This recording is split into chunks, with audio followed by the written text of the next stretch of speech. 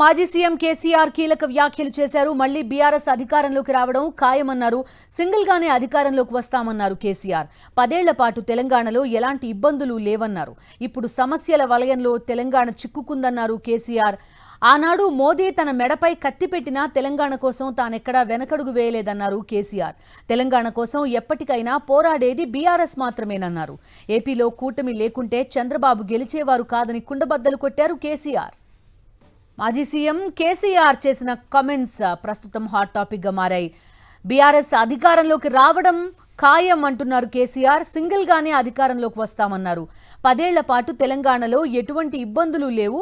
ఇప్పుడు మాత్రం సమస్యల వలయంలో తెలంగాణ చిక్కుకుపోయిందన్నారు. ఆనాడు మోదీ తన మెడపై కత్తి పెట్టినా తెలంగాణ కోసం తానెక్కడా వెనకడుగు వేయలేదన్నారు కేసీఆర్. తెలంగాణ కోసం ఎప్పటికైనా పోరాడేది బీఆర్ఎస్ మాత్రమేనన్నారు. ఏపీలో కూటమి లేకుంటే చంద్రబాబు గెలిచేవారు కాదని కుండబద్దలు కొట్టారు కేసీఆర్.